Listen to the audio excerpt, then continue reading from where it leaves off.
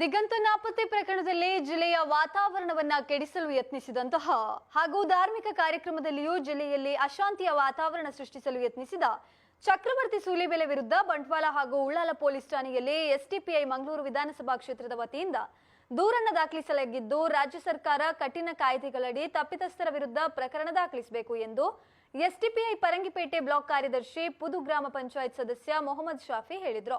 ಅಮ್ಮೆಮಾರ್ ದಿಗಂತ ನಾಪತ್ತೆ ಪ್ರಕರಣದಲ್ಲಿ ಸಂಘ ಪರಿವಾರ ಹಾಗೂ ಬಿಜೆಪಿ ಮುಖಂಡರು ಶಾಸಕರ ವಿರುದ್ಧ ರಾಜ್ಯ ಸರ್ಕಾರ ಹಾಗೂ ಕೊರಗಜ್ಜನ ಕಡೆ ನಮ್ಮ ನಡೆ ಪ್ರಕರಣದಲ್ಲಿ ಚಕ್ರವರ್ತಿ ಸೂಲಿಬೆಲೆ ಪ್ರಚೋದನಾತ್ಮಕ ಹೇಳಿಕೆಯನ್ನ ನೀಡಿರುವ ವಿರುದ್ಧ ಪ್ರಕರಣ ದಾಖಲಿಸುವಂತೆ ಒತ್ತಾಯಿಸಿ ನಡೆಸಿದ ಸುದ್ದಿಗೋಷ್ಠಿಯನ್ನು ಉದ್ದೇಶಿಸಿ ಮಾತನಾಡಿದರು. ಪುದು ಗ್ರಾಮ ವ್ಯಾಪ್ತಿಯ ಅಮ್ಮೆಮಾರಿ ಎಂಬಲ್ಲಿ ಬಾಲಕ ದಿಗಂತ ನಾಪತ್ತೆ ಪ್ರಕರಣದಲ್ಲಿ ಸಂಘ ಪರಿವಾರ ಪ್ರೇರಿತ ಮುಸ್ಲಿಂ ವರ್ಗದ ಮೇಲೆ ಪ್ರಚೋದನಕಾರಿ ದಾಳಿಯನ್ನು ನಡೆಸಲಾಗಿದೆ. ದಿಗಂತ ಕಾಣೆಯಾದ ಅಂದು ರಾತ್ರಿಯೇ ಅಮ್ಮೆಮಾರ್ ಜನತೆಗೆ ಮಾಹಿತಿ ಸಿಕ್ಕಿತ್ತು. ಸಿಕ್ಕ ತಕ್ಷಣವೇ ರಾತ್ರಿ 3ರ ಹೊತ್ತಿಗೆ ಊರಿನ ಮುಸಲ್ಮಾನರು ಸೇರಿಕೊಂಡು ಹುಡುಕಾಟದಲ್ಲಿ ಭಾಗಿಯಾದರು. ಸುಳಿವು ಸಿಕ್ಕಿರಲಿಲ್ಲ. ಅಂತಹದೆಲ್ಲ ವಿಚಾರಗಳ ನಡುವೆ ಊರೊಳಗಿನ ಒಗ್ಗಟ್ಟನ್ನು ಮುರಿಯಲು ಹೊರಗಿನಿಂದ ಬಂದ ಸಂಘ ಪ್ರೇರಿತ ಶಕ್ತಿಗಳು ಅಮ್ಮೆಮಾರ್ ಪ್ರದೇಶದ ಬಹುತೇಕ ಮುಸ್ಲಿಮರು ಗಾಂಜಾ ವ್ಯಸನಿಗಳು ಗೀತಾ ಎಂಬ ಮಹಿಳೆ ನಡೆದುಕೊಂಡು ಹೋಗಲು ಸಾಧ್ಯವಿಲ್ಲ ಅನ್ನುವ ಆರೋಪವನ್ನ ಕೂಡ ಮಾಡಿದ್ದಾರೆ. ಆದರೆ ಗೀತಾ ಈವರೆಗೆ ಸ್ಥಳೀಯ ಪೊಲೀಸ್ ಠಾಣೆಗೆ ಯಾಕೆ ದೂರು ಕೊಟ್ಟಿಲ್ಲ?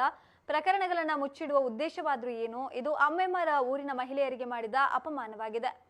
ಇನ್ನು 1-3-2024 ರಂಜಾನ್ ವ್ಯಾಪಾರ ಇರುವ ಸಂದರ್ಭದಲ್ಲೇ ಬಂದ್ಗೆ ಕರೆ ಕೊಡ್ತಾರೆ. ಆದ್ರೂ ಊರಿನ ಬಾಲಕನಿಗಾಗಿ ಸ್ಥಳೀಯ ಮುಸ್ಲಿಂ ವ್ಯಾಪಾರಿಗಳು ಬಂದ್ಗೆ ಬೆಂಬಲವನ್ನ ಸೂಚಿಸಿ ವ್ಯಾಪಾರವನ್ನ ಬಂದ್ ಮಾಡಿದ್ದಾರೆ.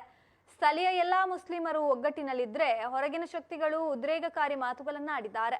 ಶಾಸಕರು ಸಹ ಪೊಲೀಸ್ ಇಲಾಖೆಗೆ ಸವಾಲು ಎಂಬಂತೆ ಮಾತನಾಡ್ತಾರೆ. ಅಂತಹ ಶಾಸಕರು ಮತ್ತು ಸಂಸದರ ವಿರುದ್ಧ ದಕ್ಷಿಣ ಕನ್ನಡ ಜಿಲ್ಲಾ ಪೊಲೀಸ್ ವರಿಷ್ಠಾಧಿಕಾರಿಗಳು ಸ್ವಯಂ ಪ್ರೇರಿತ ಪ್ರಕರಣ ದಾಖಲಿಸಬೇಕು. ಸ್ಪೀಕರ್ ಯುಟಿ ಖಾದರ್ ವಿಧಾನಸಭಾ ಕಲಾಪದಲ್ಲಿ ಉದ್ರೇಕಕಾರಿ ಮಾತುಗಳನ್ನಾಡಿದ ಶಾಸಕರನ್ನ ತರಾಟೆಗೆ ತೆಗೆದುಕೊಳ್ಬೇಕು, ಕಲಾಪದಿಂದ ಬಹಿಷ್ಕರಿಸಬೇಕು. ಸ್ಪಷ್ಟನೆ ಕೇಳಿ ಬಳಿಕ ಕಲಾಪದಲ್ಲಿ ಭಾಗವಹಿಸಲು ಅವಕಾಶವನ್ನ ನೀಡಬೇಕು. ಇನ್ನು ಕುಮ್ಡೇರಿನಲ್ಲಿದ್ದ 8 ಮುಸಲ್ಮಾನರ ಮನೆಗಳಲ್ಲಿ ಸದ್ಯ ಇರೋದು 1 ಮನೆಯಷ್ಟೇ. ಕಷ್ಟಕಾಲದಲ್ಲಿ ಅಮ್ಮೆಮಾರ್ ಊರಿನಲ್ಲಿ ಪ್ರತಿ ಹಿಂದೂ ಮನೆಗಳಿಗೆ ಭುಜಕ್ಕೆ ಭುಜ ಕೊಟ್ಟು ಸಹಕರಿಸ್ತಾ ಇರೋದು ಮುಸಲ್ಮಾನರು. ಮನೆ ದುರಸ್ತಿಗಳು ಕಷ್ಟಕಾಲದಲ್ಲಿ ಜೊತೆಯಾಗಿದ್ದು ಅಂತಹ ವಾತಾವರಣ ಹಾಳು ಮಾಡಲು ಯತ್ನಿಸುತ್ತಿರುವುದನ್ನ ತೀಕ್ಷ್ಣವಾಗಿ ಖಂಡಿಸ್ತೇವೆ. ದಿಗಂತ ಪತ್ತೆಯಾದ ನಂತರದ ತನಿಖೆಯಲ್ಲಿ ಆತನಲ್ಲಿ 3 ಮೊಬೈಲ್ ಇದೆ, ಹಲವು ಚಪ್ಪಲಿಗಳು, ಬೇಕಾದಷ್ಟು ಡ್ರೆಸ್ಗಳಿವೆ ಅನ್ನೋದು ತಿಳಿದು ಬಂದಿದೆ. ಪ್ರಕರಣದಲ್ಲಿ ಸತ್ಯಾಸತ್ಯತೆಯನ್ನ ಜಿಲ್ಲಾ ಪೊಲೀಸ್ ವರಿಷ್ಠಾಧಿಕಾರಿಗಳು ಬಹಿರಂಗವಾಗಿ ಸಾರ್ವಜನಿಕರಿಗೆ ತಿಳಿಸಬೇಕು. ಪ್ರಚೋದನಾತ್ಮಕ ಮಾತುಗಳನ್ನಾಡ್ತಾರೆ. ಇತರ ಜಾತಿಯ ಮಹಿಳೆಯರನ್ನ ಎತ್ತು ಹಾಕಿಕೊಂಡು ಹೋಗಲು ಅಂತಾರೆ. ಇವರು ಸಮಾಜಕ್ಕೆ ಕೊಡುವ ಸಂದೇಶವಾದ್ರೂ ಏನು, ಮಾರ್ಗದರ್ಶನವಾದ್ರೂ ಏನು? ಇಂತಹ ನೀಚ ಮನಸ್ಥಿತಿಯಿಂದ ಸೌಜನ್ಯನಂತಹ ಬಡ ಹೆಣ್ಮಕ್ಕಳು ಬದುಕಲು ಕಷ್ಟವಾಗಿದೆ. ಇನ್ನು ಅಡ್ಯಾರ್ ಗ್ರಾಮ ಪಂಚಾಯತ್ ಅಧ್ಯಕ್ಷರು ಯಾಸಿನ್ ಅರ್ಕುಲ ಮಾತನಾಡಿ, ಎಲ್ಲಾ ಸಮುದಾಯದವರು ಗೌರವಿಸುವ ಕೊರಗಜ್ಜನ ಸನ್ನಿಧಿ ಪವಿತ್ರವಾದ ಕ್ಷೇತ್ರ. ಸಮುದಾಯ ಸಂಸ್ಕೃತಿಯ ನಾಯಕ, ಅಸಮಾನತೆಯ ವಿರುದ್ಧ ಹೋರಾಡಿದ ಕೊರಗಜ್ಜ ಅಂತಹ ಸಾನ್ನಿಧ್ಯದಲ್ಲಿ ಕೊಲಕು ಮನಸ್ಥಿತಿಯಲ್ಲಿ ಮಾತನಾಡುವ ಕೆಲಸವಾಗಿದೆ. ಶ್ರದ್ಧಾ ಕೇಂದ್ರಕ್ಕೆ ಕಲಂಕ, ಅವಮಾನ ಉಂಟು ಮಾಡಿರೋದನ್ನ ಖಂಡಿಸ್ತೇವೆ. ಅಂತಹ ಮನಸ್ಥಿತಿಯವರನ್ನ ವೇದಿಕೆಗೆ ಹತ್ತಿಸಬಾರದು ಎಂದು ಆಡಳಿತ ಮಂಡಳಿಗೆ ವಿನಂತಿ ಮಾಡ್ತೇವೆ. ಲೋಕಸಭೆ ಚುನಾವಣೆ ಮೊದಲು ಮೋದಿ ಬಗ್ಗೆ ಪುಂಗಿ ಊದ್ತಾ ಇದ್ರು, ಅತಂತ್ರ ಲೋಕಸಭೆ ಬಳಿಕ ಕಾಣ್ತಿರ್ಲಿಲ್ಲ. ಇದೀಗ ಹಳೆಯ ಚಾಲಿಯನ್ನ ಮುಂದುವರಿಸಿದ್ದಾರೆ. ಆರ್ಟಿಐ ಕಾರ್ಯಕರ್ತ ದೇವಸ್ಥಾನದ ವಿಚಾರಕ್ಕಾಗಿ ನಡೆದ ವಿನಾಯಕ ಬಾಲಿಗ ಕೊಲೆ ಪ್ರಕರಣದಲ್ಲಿ ಆರೋಪಿ ನರೇಶ್ ಶೆಣೈ ಬಂಧನವಾಗಿ ಬಿಡುಗಡೆ ಮಾಡುವ ಸಂದರ್ಭ ಸೂಲಿಬೆಲೆಯ ಹೂಹಾರ ಹಾಕಿ ಸ್ವಾಗತವನ್ನ ಮಾಡ್ತಾರೆ. ಕೊಲೆಗಡುಕರ ಜೊತೆಗಿರುವ ವ್ಯಕ್ತಿ ಹಿಂದೂ ಧರ್ಮದ ಮಾರ್ಗದರ್ಶನ, ಬೋಧನೆ ನಡೆಸಲು ಯಾವ ನೈತಿಕತೆ ಇದೆ? ಸಂಘ ಪರಿವಾರದ ನಾಯಕರಾಗ್ಲಿ, ಬೆಂಬಲಿತ ಜನಪ್ರತಿನಿಧಿಗಳ ಫೇಸ್ಬುಕ್ ಅಲ್ಲಿ ಸಮಾಜದ ಅಭಿವೃದ್ಧಿ, ಮೂಲಭೂತ ಸಮಸ್ಯೆಯಾಗ್ಲಿ, ಜನರ ಸಂಕಷ್ಟಕ್ಕೆ ಮಿಡಿಯುವ ಯಾವುದೇ ವಿಚಾರಗಳು ಕಾಣೋದಿಲ್ಲ. ಹಿಂದೂ ಮುಸ್ಲಿಂ ವಿಚಾರದಲ್ಲಿ ಮಾತ್ರ ಮಾತನಾಡಲಾಗ್ತಿದೆ ಎಂದು ಬುದ್ಧಿವಂತ ಸಮಾಜ ಅರ್ಥೈಸಬೇಕಾಗಿದೆ. ಕ್ಷೇತ್ರ ಎಸ್ಡಿಪಿಐ ಅಧ್ಯಕ್ಷ ಬಶೀರ್ ಎಸ್ಎಂ, ಉಪಾಧ್ಯಕ್ಷ ಪುದು ಗ್ರಾಮ ಪಂಚಾಯತ್ ಸದಸ್ಯ ನಜೀರ್ ಪರಂಗಿಪೇಟೆ, ಸದಸ್ಯ ಇಮ್ತಿಯಾಜ್ ಕೋಟೆಪುರ, ಪುದು ಗ್ರಾಮ ಸಮಿತಿ ಅಧ್ಯಕ್ಷ ಬಶೀರ್ ಪರಂಗಿಪೇಟೆ ಉಪಸ್ಥಿತರಿದ್ದರು. ಚರ್ಚಿಸಿದ್ದಾರೆ.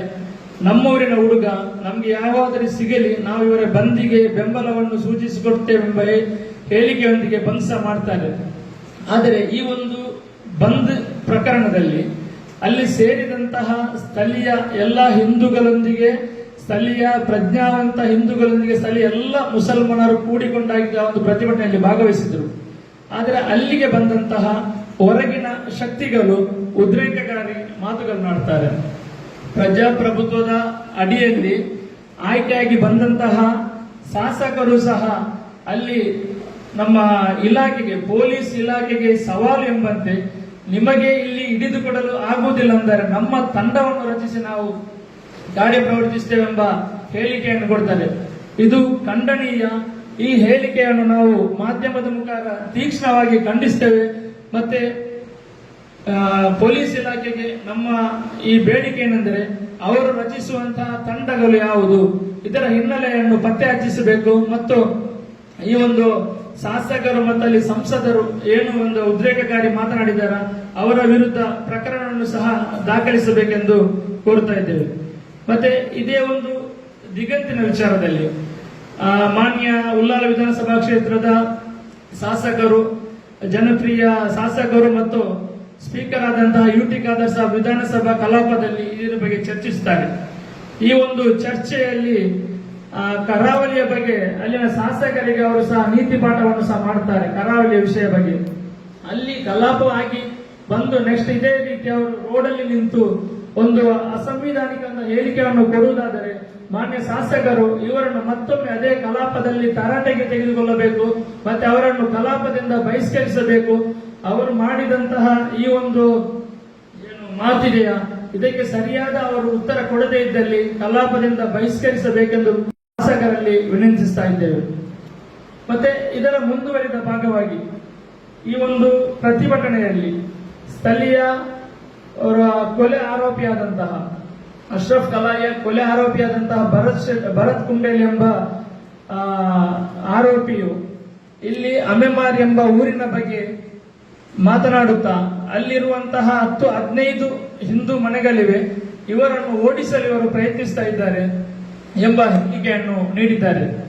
ಮಾಧ್ಯಮ ಮಿತ್ರರೊಂದಿಗೆ ನನ್ನ ರಿಕ್ವೆಸ್ಟ್ ಏನಂತ ಹೇಳಿದ್ರೆ, ಇವರು ಹೇಳಿದಂತಹ ಮಾತನ್ನು ತಾವುಗಳು ಪರಿಶೀಲಿಸಬೇಕು. ಯಾಕೆಂತ ಹೇಳಿದ್ರೆ ಅಮೆಮಾರ್ ಎಂಬ ಪ್ರದೇಶದಲ್ಲಿ ತಳತಲಾಂತರದಿಂದ ಇರುವಂತಹ ಮನೆಗಳು ಹಾಗೆ ಅಲ್ಲಿ ಇದೆ, ಅಲ್ಲಿ ಒಂದೆರಡು ಮನೆಗಳು ಹೆಚ್ಚಾಗ್ತಾ ಹೋಗ್ತಾ ಇದೆ ಹೊರತು ಕುಂಡೇಲ್ ಎಂಬ ಪ್ರದೇಶದಲ್ಲಿ ಇದ್ದಂತಹ ಮನೆಗಳು, ಆವಾಗ ಅಲ್ಲಿ ಮುಸ್ಲಿಮರ ಮನೆಗಳು 7-8 ಅಂತ ಇದ್ದ ಮನೆಗಳು ಈಗ ಕಂಪ್ಲೀಟ್ ಆಗಿ ಅಲ್ಲಿ ನಿರ್ನಾಮವಾಗಿ ಒಂದು ಮನೆಯನ್ನು ಬಾಕಿಯಾಗಿದೆ.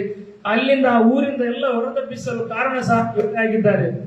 ಇವರು ಅದನ್ನು ಬಿಟ್ಟು ನಮ್ಮ ಊರಿನ ಬಗ್ಗೆ ಅವಹೇಳನಕಾರಿಯಾದಂತಹ ಮಾತುಗಳನ್ನು ಹೇಳುತ್ತಾರೆ. ಮಾತ್ರವಲ್ಲ, ಇಲ್ಲಿಯ ಹಿಂದೂಗಳು, ಅಮೆಮಾರಲ್ಲಿರುವಂತಹ ಹಿಂದೂಗಳಿಗೆ ಪ್ರತಿ ಸಮಯದಲ್ಲಿ ಅವರಿಗೆ ಭುಜಕ್ಕೆ ಭುಜ ಕೊಟ್ಟು ನಿಂತದ್ದು ಅಲ್ಲಿನ ಮುಸಲ್ಮಾನರು. ಅದು ಬೇಕಾದ್ರೆ ನೀವು ಅಲ್ಲಿ ಸ್ಥಳೀಯವಾಗಿ ಯಾರನ್ನು ಹೋಗಿ ವಿಚಾರಿಸಿದ್ರೆ ನಿಮಗೆ ಗೊತ್ತಾಗ್ತದೆ.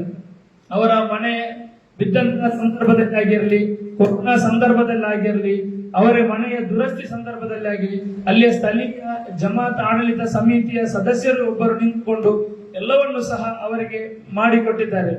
ಇಂತಹ ಹೇಳಿಕೆಗಳು ಬಾಲಿಶವಾದಂತಹ ಹೇಳಿಕೆಗಳು ಮಾತ್ರವಲ್ಲ, ಇದನ್ನು ಮಾಧ್ಯಮದ ಮುಖಾಂತರ ನಾವು ತೀಕ್ಷ್ಣವಾಗಿ ಖಂಡಿಸ್ತೇವೆ. ಅದರೊಂದಿಗೆ ಅವರ ವಿರುದ್ಧ ಕೇಸನ್ನು ಸಹ ದಾಖಲಿಸ್ತೇವೆ ಎಂದು ಮಾಧ್ಯಮದ ಮುಖಾಂತರ ನಾವು ತಿಳಿಸ್ತಾ ಇದ್ದೇವೆ.